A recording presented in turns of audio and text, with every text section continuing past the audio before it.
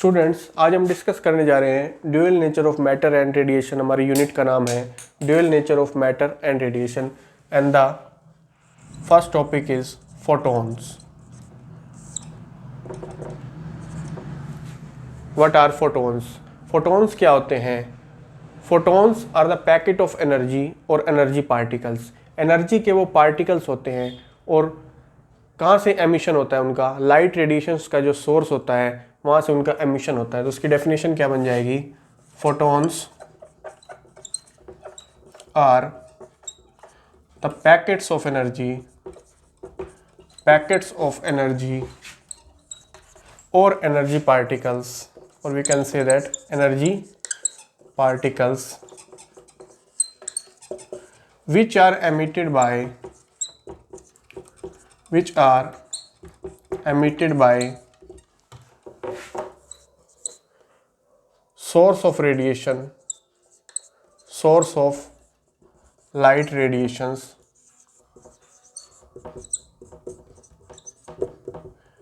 photons क्या होते हैं? photons they travel through space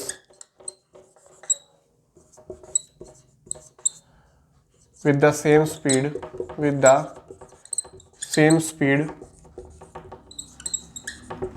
in a straight line. Students, photons क्या होते हैं? पैकेट्स ऑफ एनर्जी होते हैं या फिर एनर्जी के पार्टिकल्स होते हैं जो कि लाइट रेडिएशंस के द्वारा एमिट किए जाते हैं। और ये क्या होते हैं? ये स्ट्रेट लाइन में चलते हैं, एक ही स्पीड से चलते हैं। और स्पेस में इनकी स्पीड कितनी होती है? जो लाइट की स्पीड होती है, with the speed of light. कितनी स्पीड होती है? With the speed of light implies 3 × 10⁸ metre पर सेकेंड। ये लाइट की स्पीड होती है फ्री स्पेस में, लाइट की स्पीड, उसी स्पीड से ये चलते हैं। ये फोटॉन्स होते हैं। स्टूडेंट्स, जो फोटॉन्स होते हैं वो dual nature of matter and radiations का पहला टॉपिक है।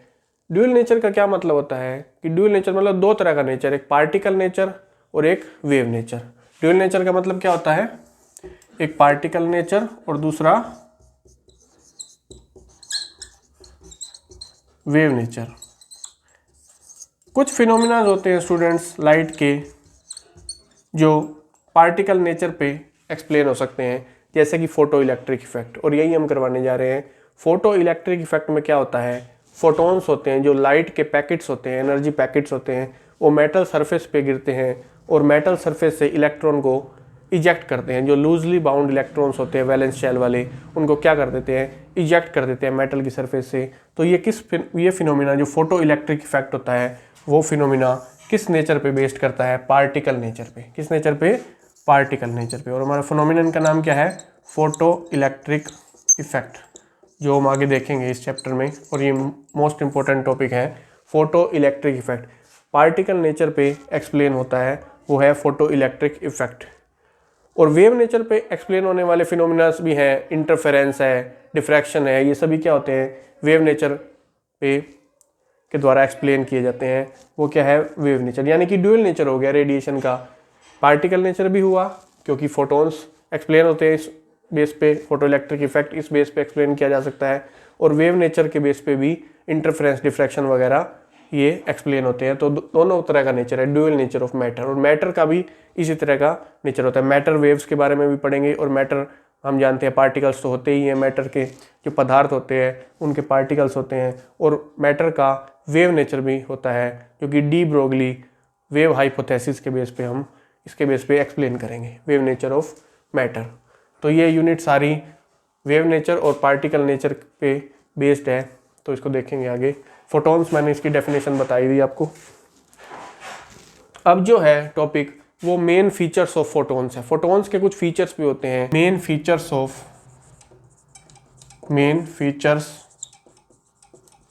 Of photon. फोटॉन्स के मेन फीचर क्या होते हैं? सबसे पहला फीचर क्या होता है? एनर्जी पार्टिकल्स होते हैं, ये हमें पता ही है। और Planck's quantum theory, according to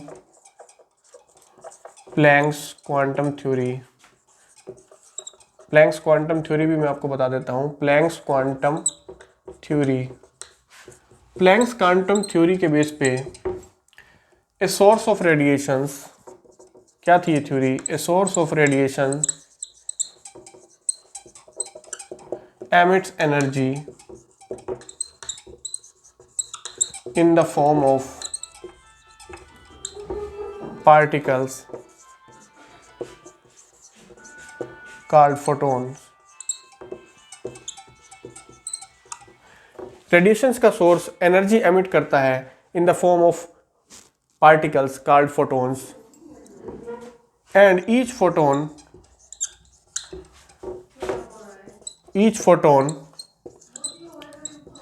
carry energy equal to H new. New क्या है स्टूडेंट्स? न्यू होती है फ्रीक्वेंसी हमारी। तो एनर्जी ऑफ ईच फोटोन कितनी होती है? H new. यानी कि जो एनर्जी है वो डायरेक्टली प्रोपोर्शनल होती है किसके? फ्रीक्वेंसी के। ये क्या है? हमारी फ्रीक्वेंसी। जितनी ज़्यादा फ्रीक्वेंसी होगी उतनी एनर्जी होगी। तो इनको इक्वल करने के लिए कांस्टेंट अप्लाई किया गया जिसका नाम है प्लैंक्स कांस्टेंट। एच क्या होता है? Planck's constant. और इसकी वैल्यू कितनी होती है? 6.62 इंटू 10⁻⁻34। अब बात आती है इसकी यूनिट की। तो इसकी यूनिट क्या होती है? Joule second. जूल यानी कि एनर्जी की यूनिट और सेकंड टाइम की यूनिट। इसकी यूनिट कैसे बनी? एच को देखो, ई बाय फ्रिक्वेंसी होगा। और फ्रिक्वेंसी की यूनिट क्या होती है? फ्रिक्वेंसी की डेफिनेशंस क्या होती है? नंबर ऑफ साइकिल्स पर सेकंड, मतलब 1/टाइम। जैसे एक वेव है तो ये एक वेव हो गई, ये दूसरी वेव हो गई, तो दो फ्रिक्वेंसी होगी इसकी, दो साइकिल्स हो गई, एक साइकिल और दो साइकिल। अगर हम इस एक को देखें तो यहाँ तक देखें तो 1/t मतलब टाइम पीरियड इतना होता है कि इस वेव को यहाँ से लेकर यहाँ तक बनने में टाइम t लगा टोटल, तो 1/t। इसकी यूनिट होती है 1/सेकंड। 1/सेकंड मतलब सेकंड इनवर्स। फ्रिक्वेंसी की यूनिट क्या होती है? Second inverse. तो यहाँ पे इसकी यूनिट सेकंड है और इसकी है जूल, तो इसकी क्या हो जाएगी? Joule second. क्योंकि हम स्टूडेंट्स जो सेकंड फीचर है फोटोन का, फर्स्ट फीचर में क्या था कि फोटोन की एनर्जी के बारे में बताया था प्लैंक्स क्वांटम थ्योरी ने। सेकंड क्या है? Photons travel in straight line. Students photon की सेकंड फीचर क्या है? कि वो स्ट्रेट लाइन में ट्रेवल करते हैं। थर्ड क्या है? थर्ड में क्या बताया गया है कि उनकी स्पीड के बारे में बताया गया है। Photons travel through space with the same speed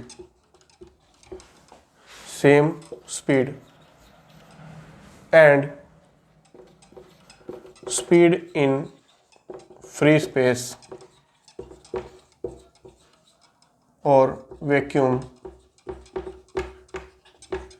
is 3 into 10⁸ meter per second, which is equal to speed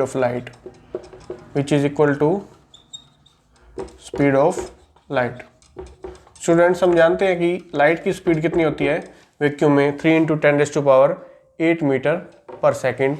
और ये अगर कोई दूसरा मीडियम होगा तो ये स्पीड बदल जाएगी। क्यों बदल जाती है? क्योंकि वेवलेंथ बदल जाती है। फोर्थ पॉइंट क्या है? फोर्थ पॉइंट के बारे में, फ्रिक्वेंसी के बारे में बताया गया है कि जो फोटोन की फ्रिक्वेंसी होती है वो रेडिएशन को एक डेफिनेट कलर देती है, एक डेफिनेट एनर्जी देती है। मतलब हर एक जो कलर की फ्रिक्वेंसी होगी वो अलग अलग होगी और उसकी एनर्जी भी अलग अलग होगी। तो क्या देती है? The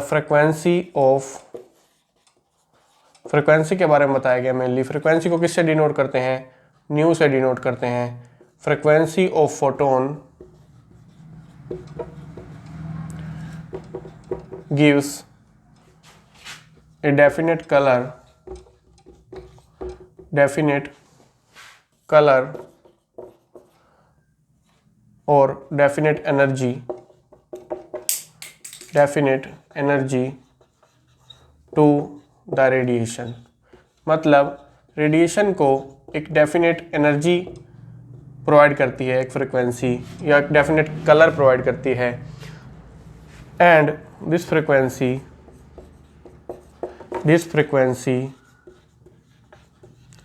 does not change in different media। Students, इसका मतलब क्या है कि डिफरेंट मीडिया में, मीडिया मीन्स मीडियम का जो प्लूरल होता है वो क्या होता है, मीडियम का जो प्लूरल होता है वो क्या होता है, मीडिया।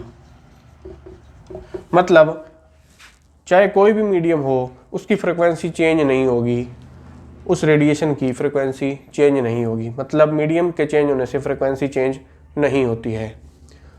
फिफ्थ पॉइंट में हम क्या बताएंगे, स्पीड के बारे में बताएंगे। फ्रिक्वेंसी तो चेंज नहीं होती लेकिन फिर भी स्पीड चेंज हो जाती है। तो स्पीड चेंज क्यों होती है, क्योंकि वेवलेंथ में चेंज आता है। ये हम फिफ्थ पॉइंट में बताएंगे इसको। स्टूडेंट्स, फिफ्थ पॉइंट में वेलोसिटी के बारे में बताया गया है। उससे पहले मैं आपको वेलोसिटी बताना चाहूँगा कि जो वेलोसिटी होती है, जो सी होती है वेलोसिटी, वो क्या होती है, wavelength by time period. Wavelength by time period. C की बजाय आप वी लिख सकते हो कि वेलोसिटी क्या होती है, वेवलेंथ बाय टाइम पीरियड। और इन केस ऑफ लाइट सी हो जाएगा, वी क्या हो जाएगा, सी हो जाएगा लेमडा बाय टी। लेमडा क्या है, here lambda is equal to wavelength of radiation and t is equal to time period। t is equal to time period। इस तरह से एक ट्रांसवर्स वेव मान लेते हैं। देखिए स्टूडेंट्स, कितनी वेव बन रही हैं, 1, यहाँ से सेकंड, 2 और 3। मतलब इसकी फ्रिक्वेंसी कितनी हो जाएगी, फ्रिक्वेंसी क्या होती है, नंबर ऑफ साइकिल पर सेकंड। अगर मैं कहूँ कि 1 सेकंड में वेव यहाँ से लेकर यहाँ तक ट्रैवल कर रही है तो फ्रिक्वेंसी कितनी हो जाएगी, 3 हर्ट्ज। फ्रिक्वेंसी की यूनिट क्या होती है, हर्ट्ज। फ्रिक्वेंसी कितनी हो जाएगी, 3 हर्ट्ज, क्योंकि इसमें कितने साइकिल हैं 1 सेकंड में। अगर मैं इसको बात करूँ कि ये 1 सेकंड लगता है इसको यहाँ से लेकर यहाँ तक ट्रैवल करने में, तो कितने साइकिल हो जाएंगे, 1 2 3, मतलब 3 हर्ट्ज हो जाएगी। फ्रिक्वेंसी यूनिट क्या होती है, 3 हर्ट्ज। और फ्रिक्वेंसी का फॉर्मूला क्या होता है, 1/t time period, 1/t time period. तो मतलब अगर हम यहाँ से देखें तो c is equal to lambda by T, तो c क्या हो जाएगा, लेमडा इंटू 1/t कर सकते हैं हम इसको। और 1/t क्या होती है, फ्रिक्वेंसी। 1/t क्या होती है, फ्रिक्वेंसी। मतलब c इज इक्वल टू क्या आ जाएगा हमारे पास, लेमडा इंटू फ्रिक्वेंसी। ये हमारा फॉर्मूला है और ये हमें याद रखना है। यार c क्या है, velocity of light, velocity of light. Lambda क्या है, वेवलेंथ, लेमडा क्या है, वेवलेंथ। और फ्रिक्वेंसी न्यू क्या है, फ्रिक्वेंसी, न्यू क्या है, फ्रिक्वेंसी ऑफ रेडिएशन बोल सकते हैं हम इसको। तो c velocity is equal to lambda into nu, इसको न्यू बोलते हैं। इसका प्रोनाउंसिएशन क्या होता है, न्यू। फ्रिक्वेंसी का प्रोनाउंसिएशन क्या होता है, न्यू। फ्रिक्वेंसी तो हमें पता है कि एक मीडियम से दूसरे मीडियम में जाते हुए चेंज नहीं होती। मतलब ये चीज़ क्या है, चेंज नहीं होगी अलग अलग मीडियम में। तो वेलोसिटी चेंज क्यों होगी, वेलोसिटी चेंज इसलिए होगी क्योंकि वेवलेंथ में चेंज आ जाएगा। स्टूडेंट्स, हमें याद रखना है कि जब लाइट वेव अदर दूसरे मीडियम में जाएंगी तो फ्रिक्वेंसी चेंज नहीं होगी। क्या चेंज होगी, वेलोसिटी चेंज होगी। और वो क्यों चेंज होगी, क्योंकि वेवलेंथ चेंज होगी। तो एक फिक्स है और एक क्या है, वेरिएबल है। तो अब इसमें फिफ्थ पॉइंट देखते हैं हम क्या है। उससे पहले ये बताना जरूरी था, फ्रिक्वेंसी की यूनिट क्या होती है, हर्ट्ज। या फिर इसकी यूनिट एक और कह सकते हैं, frequency is equal to 1/t है तो 1/सेकंड भी हो जाएगी। मतलब सेकंड इनवर्स -1, मतलब सेकंड रेज़ टू पावर -1, ये क्या हो जाएगी, इसकी यूनिट हो जाएगी फ्रिक्वेंसी की। या फिर हर्ट्ज कह सकते हो, या फिर सेकंड रेज़ टू पावर -1। तो ये इसकी यूनिट है। फिफ्थ पॉइंट हम देखते हैं, फिफ्थ फीचर जो है वो क्या है।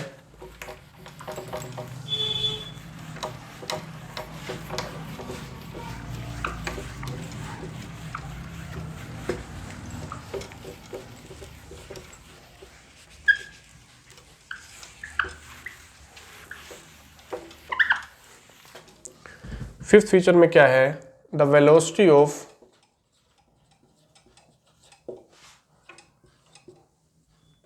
Radiation changes in different media which is due to change in wavelength of radiation। मतलब वेवलेंथ चेंज हो जाएगी तो वेलोसिटी भी चेंज हो जाएगी, बट फ्रिक्वेंसी चेंज नहीं होगी। तो ये इसका क्या है, फिफ्थ पॉइंट। अब जो इसका सिक्स पॉइंट देखते हैं, सिक्स पॉइंट में क्या है, photons are electrically neutral. Photons are electrically neutral, मतलब ना तो इन पे पॉजिटिव चार्ज होता और ना इन पे नेगेटिव चार्ज होता। तो ये क्या होते हैं, इलेक्ट्रिकली न्यूट्रल। मतलब इन पे कितना चार्ज होता है, जीरो चार्ज कह सकते हैं हम, न्यूट्रल। अगर ये न्यूट्रल हैं तो ना तो ये इलेक्ट्रिक फील्ड के द्वारा डेविएट होंगे और ना ही मैग्नेटिक फील्ड के द्वारा डेविएट होंगे, क्योंकि इन पे कोई चार्ज नहीं है। तो सेवंथ पॉइंट क्या है, the photons are not deflected by electric field and magnetic field, electric field and magnetic field। तो ये इसका सेवंथ पॉइंट है कि वो इलेक्ट्रिक और मैग्नेटिक फील्ड के द्वारा डेविएट नहीं होते, because they are electrically neutral. अब एट्थ पॉइंट देखते हैं इसका। एट्थ पॉइंट में क्या बताया गया है, रेस्ट मास के बारे में बताया गया है कि फोटोन का रेस्ट मास क्या होता है। The rest mass of photon is 0।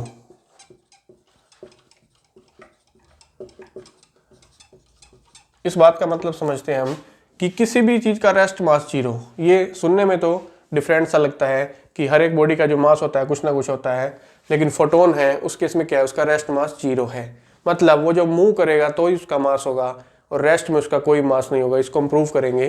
Students, rest mass क्या है, फोटोन का 0 होता है। हमें एक इक्वेशन माइंड में होनी चाहिए कि जो मास होता है is equal to m0 1 minus v square divided by में सी स्क्वेयर का root. Here m0 is equal to rest mass of particle and m क्या है, mass of particle moving with velocity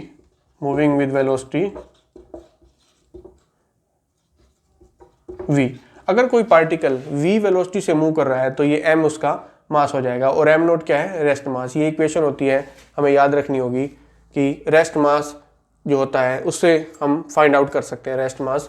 तो in case of light, students, in case of light photon होगा, जो particle, यहाँ पे photon की बात हो रही है। लाइट के केस में फोटोन की वेलोसिटी क्या हो जाएगी, c हो जाएगी। मतलब वो जो पार्टिकल है वो लाइट की वेलोसिटी से ट्रैवल करेगा। हमने पहले ही कैरेक्टरिस्टिक्स में पढ़ा है उसका कि वो लाइट की वेलोसिटी से ट्रैवल करता है। Here v is equal to c। इसमें वैल्यू पुट कर देंगे हम, इसको इक्वेशन 1 ले लेते हैं। तो putting it in formula 1, v is equal to c को 1 में पुट कर देंगे। तो m is equal to m0 1 minus c square by c square का रूट। तो इसको क्रॉस मल्टीप्लिकेशन करवा देंगे। m0 की वैल्यू क्या हो जाएगी, m इंटू 1 minus c square by c square का रूट। सी स्क्वेयर से कैंसिल हो जाएगा, 1 माइनस 1 हो जाएगा। तो m इंटू 0 हो जाएगा, 1 माइनस 1। तो m0 की वैल्यू क्या हो जाएगी हमारे पास, 0। मतलब फोटोन का रेस्ट मास क्या आ गया है, 0। और ये इसका प्रूफ है कि 0 कैसे आया। इट मीन्स हम कह सकते हैं so photon does not exist at rest. मतलब रेस्ट पे फोटोन एग्जिस्ट नहीं करता क्योंकि उसका मास क्या है, रेस्ट मास 0 है। तो फोटोन जो होगा वो मोशन में ही उसका मास होगा। तो इस फॉर्मूला है हमारे पास, ये हमें याद रखना है। अभी नेक्स्ट फीचर क्या है, 9th फीचर में हम देखते हैं मोमेंटम के बारे में है। Momentum of photon is h by lambda, और इसको हम प्रूव करेंगे कि momentum of photon is h by lambda. Momentum क्या होता है students? Mass into velocity, mass into velocity. और फोटोन का क्या हो जाएगा मोमेंटम? मास कितना होता है m, और c फोटोन की वेलोसिटी है, यानी कि लाइट की वेलोसिटी से चलता है वो। तो momentum is equal to mc। mc की वैल्यू हमें कैलकुलेट करनी है from Einstein mass energy equivalence relation.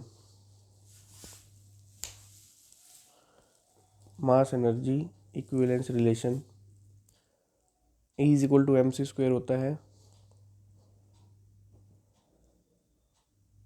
मतलब मास एनर्जी में कन्वर्ट होता है, तो इस तरह से एनर्जी की वैल्यू फाइंड आउट करते हैं हम। E is equal to mc square, या एनर्जी गिवन हो तो मास की वैल्यू फाइंड आउट कर सकते हैं। तो ये हमें याद रखनी होगी, ये इंपॉर्टेंट रिलेशन है। E is equal to mc square. C की वैल्यू हमें पता है कितनी होती है, 3 × 10⁸ मीटर पर सेकेंड वेलोसिटी ऑफ लाइट। तो एनर्जी की वैल्यू आ जाएगी, मास अगर गिवन हो तो ये हमें याद रखनी है, E is equal to mc square. और एनर्जी हमें प्लैंक्स क्वांटम थ्योरी से भी पता है कि एनर्जी ऑफ फोटोन कितना होता है, E is equal to h nu. तो ये भी फोटोन की एनर्जी है और वो भी लाइट की एनर्जी है, वो भी फोटोन की एनर्जी है। तो दोनों क्या हो जाएंगी इक्वल, इसको 1 ले लेंगे, इसको 2 ले लेंगे।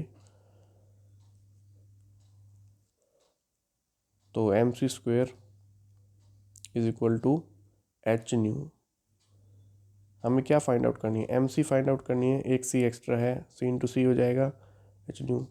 c को क्रॉस मल्टीप्लिकेशन करवा के नीचे ले आएंगे, mc की वैल्यू आ जाएगी। मतलब मोमेंटम हमारे पास आ जाएगा h न्यू बाई c। तो ये mc क्या है, ये मोमेंटम है हमारा फोटोन का momentum, h new by c की वैल्यू हमें पता है क्या होता है, लेमडा न्यू। ये भी हमें याद होना चाहिए। c की वैल्यू क्या होता है, lambda by T time period, यानी 1/t is equal to frequency. तो ये भी हमें पता है कि c is equal to lambda nu होता है। न्यू से न्यू कैंसिल हो जाएगा, क्या बच जाएगा h बाय लेमडा।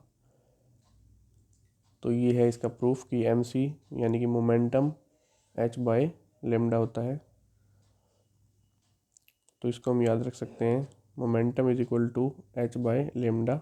इसके बेस पे न्यूमेरिकल करेंगे तो हमें ये याद होना चाहिए, h बाय लेमडा यानी कि वेवलेंथ, और h क्या होता है, प्लैंक्स कांस्टेंट। उसकी वैल्यू क्या होती है 6.6 इंटू 10⁻⁻34 जूल सेकेंड। और लेमडा क्या है, वेवलेंथ। अब नेक्स्ट देखते हैं 10th फीचर देखते हैं इसका, energy of photon is मेयर्ड in electron volts. Basically इसमें यूनिट के बारे में बताया गया है एनर्जी की, कि इलेक्ट्रॉन वोल्ट क्या होती है, एनर्जी की यूनिट होती है। और इलेक्ट्रॉन वोल्ट जूल से बहुत छोटी यूनिट होती है। 1 इलेक्ट्रॉन वोल्ट कितना होता है, 1.602 इंटू 10⁻⁻19 जूल। जब इसको जूल में कन्वर्ट करेंगे तो 1.602 इंटू 10⁻⁻19 जूल होता है ये। इसको हम याद रख सकते हैं, जैसे एक इलेक्ट्रॉन पे चार्ज कितना होता है 1.6 इंटू 10⁻⁻19 कूलम। तो वैसे ही ये एनर्जी है, इतनी ही वैल्यू होती है, लेकिन उसकी यूनिट कूलम होती है और इसकी यूनिट क्या है, जूल। तो इसको हमें इसे याद नहीं रखना, चार्ज वाले को, हमें एनर्जी को याद रखना है। बस बेसिकली 1.6 इंटू 10⁻⁻19 जूल होती है इसकी यूनिट। अब जैसे आ जाए हमारे पास मेगा इलेक्ट्रॉन वोल्ट। तो इसको हम जूल में कैसे कन्वर्ट करेंगे, तो 1 mega electron volt, mega means 10⁻6 और electron volt as it is 1.6 into 10⁻⁻19 joule, तो क्या हो जाएगा 1.6 इंटू 10⁻⁻13 जूल हो जाएगा। तो 1 मेगा इलेक्ट्रॉन वोल्ट कितना हो जाएगा 1.6 इंटू 10⁻⁻13 जूल। इसी तरह से 1 किलो इलेक्ट्रॉन वोल्ट आ जाए, तो किलो का मतलब क्या होता है 10⁻3 1000 होता है। तो 10⁻3 into 1.6 into 10⁻⁻19 as it is 1.6 into 10⁻⁻16 joule हो जाएगा। तो इस तरह से किलो इलेक्ट्रॉन वोल्ट दिया हो या मेगा इलेक्ट्रॉन वोल्ट, हम इसको इजीली जूल में कन्वर्ट कर सकते हैं। तो ये इसकी यूनिट है electron volt.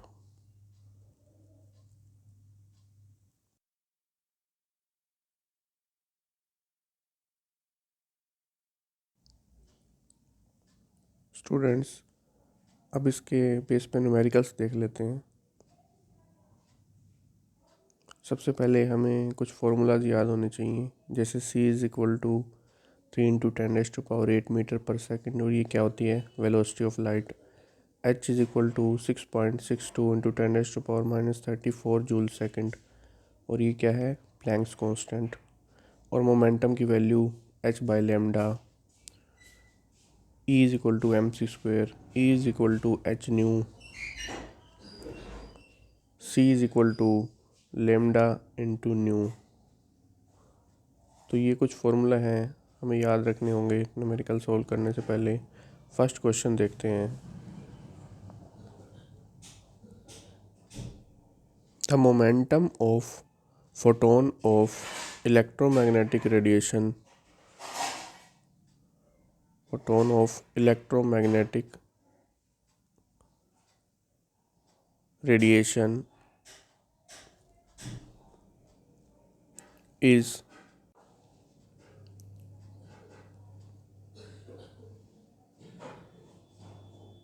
3.3 into 10⁻⁻29 kilogram metre per second, और ये मोमेंटम की यूनिट होती है kilogram metre per second. What is the frequency and what is the value of wavelength and frequency of the waves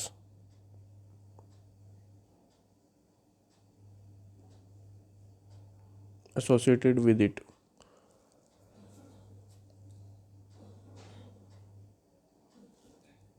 यहाँ पे h हमारे पास given है 6.6 into 10⁻⁻34 joule second. इसका सॉल्यूशन क्या हो जाएगा स्टूडेंट्स। सबसे पहले हमें पता है कि मोमेंटम का फॉर्मूला क्या होता है h by lambda.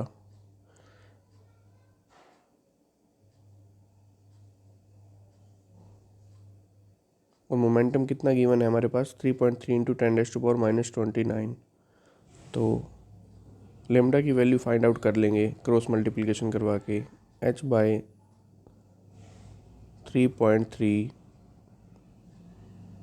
Into 10⁻⁻29 is equal to lambda. तो लेमडा की वैल्यू इजीली फाइंड हो सकती है। h की वैल्यू पुट कर देंगे 6.6 इंटू 10⁻⁻34 डिवाइडेड बाय में 3.3 इंटू 10⁻⁻29। 3.3 6.6 से डिवाइड 6.6 बाय 3.3 डिवाइड करके 2 हो जाएगा इंटू 10⁻⁻34, और ये 10⁻29 ऊपर चला जाएगा, पावर का साइन बदल जाएगा। बेस इक्वल हैं तो पावर्स ऐड हो सकती हैं। -34 + 29 -5, 2 इंटू 10⁻⁻5 मीटर। लेमडा की यूनिट क्या होगी वेवलेंथ की यूनिट मीटर। तो इस तरह से ये सॉल्यूशन हो जाएगा इसका। वेवलेंथ हमारे पास आ गई है। अब फ्रिक्वेंसी किस फार्मूला से फाइंड आउट कर सकते हैं, c is equal to lambda nu. Nu की वैल्यू क्या हो जाएगी c बाय लेमडा। तो c की वैल्यू पता है हमें velocity of light 3 into 10⁻8 metre पर सेकेंड डिवाइड बाय में लेमडा 2 इंटू 10⁻⁻5। 3/2 कितना हो गया स्टूडेंट्स 1.5 इंटू 10⁻⁴ पावर्स ऊपर चली जाएंगी। 8 + 5 कितना होता है 13। 1.5 इंटू 10⁻13। और फ्रिक्वेंसी यूनिट क्या होती है स्टूडेंट्स? हर्ट्ज। फ्रिक्वेंसी यूनिट क्या होती है? हर्ट्ज। तो इस तरह से वेवलेंथ आ गई पहले और फिर वेवलेंथ की हेल्प से फ्रिक्वेंसी आ गई। तो ये है इसका सॉल्यूशन।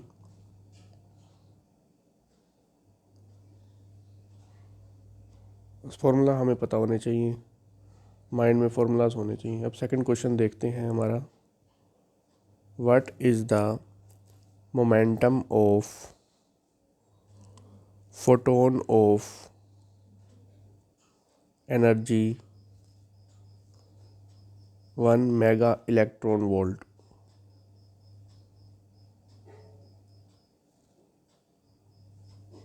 अब स्टूडेंट मेगा इलेक्ट्रॉन वोल्ट में एनर्जी गिवन है, इसको सबसे पहले जूल में कन्वर्ट करेंगे तो इसका सॉल्यूशन क्या हो जाएगा? Energy of a photon is equal to 1 mega electron volt. Mega मतलब 10⁶। इलेक्ट्रॉन वोल्ट को जूल में कन्वर्ट करेंगे 1.6 इंटू 10⁻⁻19 जूल। तो कितना हो जाएगा स्टूडेंट्स? 1.6 into 10⁻⁻13 joule. तो ये हो जाएगा एनर्जी जूल में कन्वर्ट हो गई हमारे पास। अभी मोमेंटम फाइंड आउट करना है हमें। मोमेंटम फाइंड आउट करने के लिए एनर्जी जो है वो mc² के इक्वल होती है आइंस्टाइन इक्वेशन से, मास एनर्जी इक्विवेलेंस रिलेशन से।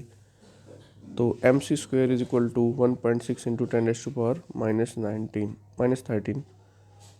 c² है तो एक c को c मल्टीप्लाई c कर सकते हैं c² को। तो मोमेंटम क्या होता है स्टूडेंट्स? mc ही तो मोमेंटम है, मास इंटू वेलोसिटी। फोटोन की वेलोसिटी कितनी होती है? c। एक c एक्स्ट्रा है, इसको नीचे क्रॉस मल्टीप्लिकेशन करवा देंगे। -13 डिवाइडेड बाय में c। अब मोमेंटम को फाइंड आउट करने के लिए momentum is equal to 1.6 into 10⁻⁻13 divide by में c की वैल्यू पुट कर देंगे 3 इंटू 10⁸ अब इसको सोल्व कर लेंगे। 1.6 डिवाइड बाय में 3, 0.533 इंटू 10⁻⁻21। पॉइंट को 5 के बाद रखना है हमें, तो इसका आंसर हो जाएगा 5.3 इंटू 10⁻⁻21 है, तो एक 10 और चला जाएगा ऊपर, -22। तो इसकी यूनिट क्या आ जाएगी? Kilogram metre second -1। ये मोमेंटम की यूनिट बाद में लगानी होगी हमें। मोमेंटम ही हमें फाइंड आउट करना था, एनर्जी हमें गिवन थी, तो mc² फार्मूला से हम फाइंड आउट कर सकते हैं। एक c एक्स्ट्रा है, c को नीचे ले जाएंगे, तो ये इसका सॉल्यूशन है। अब क्वेश्चन देखते हैं student next. Calculate the frequency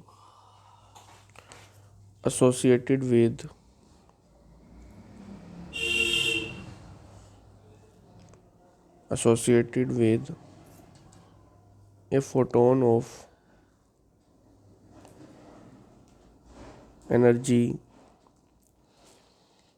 energy कितनी गिवन है हमारे पास? 3.3 इंटू 10⁻⁻20 जूल। और h की वैल्यू हमें गिवन है 6.6 इंटू 10⁻⁻34 जूल सेकेंड। अब स्टूडेंट इसका सॉल्यूशन कैसे हो जाएगा? हमें सिंपल सा पता है कि E is equal to H nu होता है by Planck's quantum theory. E is equal to H nu, हमें फॉर्मूला याद होने चाहिए इसके। एच क्या है? प्लैंक्स कांस्टेंट, और न्यू क्या है? फ्रिक्वेंसी। अब फ्रिक्वेंसी फाइंड आउट करनी है तो क्या हो जाएगी? E by H. ई की वैल्यू पुट कर देंगे 3.3 इंटू 10⁻⁻20 डिवाइडेड बाई में h 6.6 इंटू 10⁻⁻34। इसको सोल्व कर लेंगे। 3.3 बाई 6.6 कितना हो जाएगा? 1/2। 10⁻⁻20 इंटू 10⁻⁻34। 1/2 कितना होता है 0.5 और 10⁻14। अब फ्रिक्वेंसी है तो इसकी यूनिट क्या हो जाएगी हर्ट्ज। तो ये इसका सॉल्यूशन है। फ्रिक्वेंसी कितनी आ गई 0.5 इंटू 10⁻14 हर्ट्ज। अब नेक्स्ट क्वेश्चन देखते हैं। नेक्स्ट क्वेश्चन क्या है हमारे पास, calculate the energy and momentum of a photon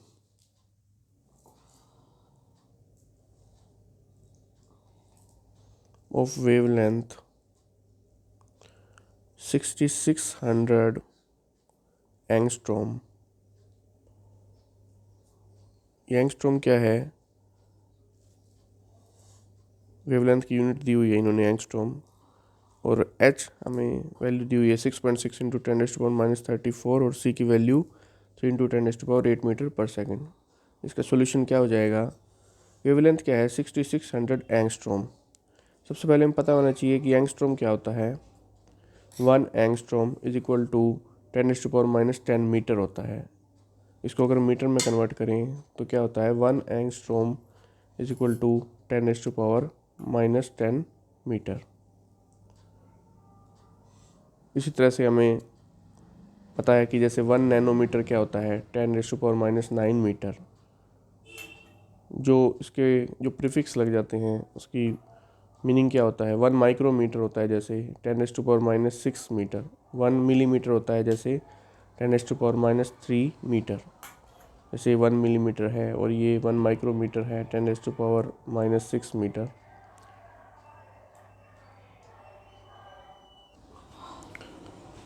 अब इसको रब कर देते हैं हम।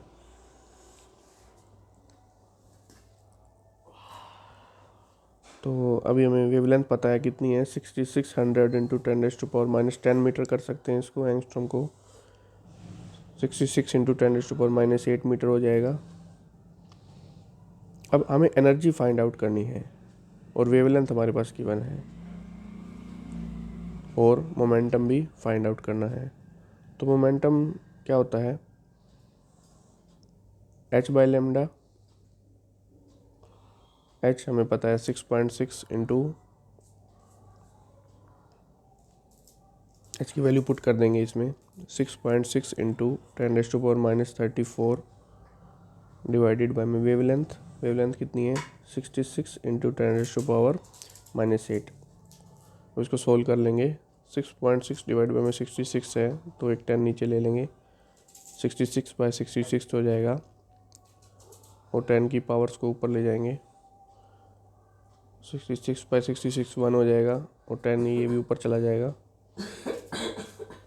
तो कितना हो जाएगा 10⁻⁻34 10⁻8 इंटू 10⁻⁻1। तो इसको बेस इक्वल है तो पावर्स ऐड हो जाएंगी, सभी पावर्स को ऐड कर देंगे, क्या हो जाएगा 10⁻⁻27। तो 1 लगाना चाहें तो 1 लगा सकते हैं आगे। तो मोमेंटम कितना हो जाएगा 10⁻⁻27 किलोग्राम मीटर सेकेंड (-1). तो ये मोमेंटम की वैल्यू हो जाएगी। अब एनर्जी फाइंड आउट करनी है। एनर्जी क्या होती है एच न्यू। न्यू का भी फॉर्मूला हमें पता है C is equal to lambda nu होता है। न्यू का फॉर्मूला क्या होता है C is equal to lambda nu. तो न्यू की वैल्यू यहाँ से आ जाएगी C/λ। इसकी वैल्यू 6.6 इंटू 10⁻⁻34। सी की वैल्यू कितनी होती है 3 इंटू 10⁻8 डिवाइडेड बाय में लेमडा की वैल्यू क्या है 66 इंटू 10⁻⁻8। हम इन सबको सोल्व कर लेंगे।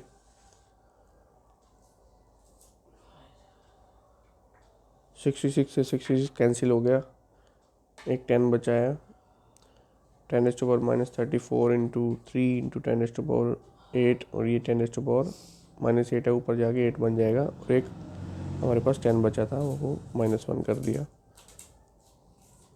अब क्या हो जाएगा 3 इंटू जितने भी 10s हैं उन सब के बेस इक्वल हैं और पावर्स ऐड हो जाएंगी, तो क्या हो जाएगा -19। तो एनर्जी क्या आ गई 3 इंटू 10⁻⁻19 जूल। तो ये एनर्जी की वैल्यू है और ये मोमेंटम की वैल्यू है। तो बस हमें फॉर्मूला पता होने चाहिए सभी, तो हम इजीली कैलकुलेट कर सकते हैं। ये सब फॉर्मूले हमें पता होने चाहिए पहले माइंड में। C is equal to lambda nu से हमने न्यू की वैल्यू पुट करी, तो इस तरह से मोमेंटम और एनर्जी आ गई हमारे पास।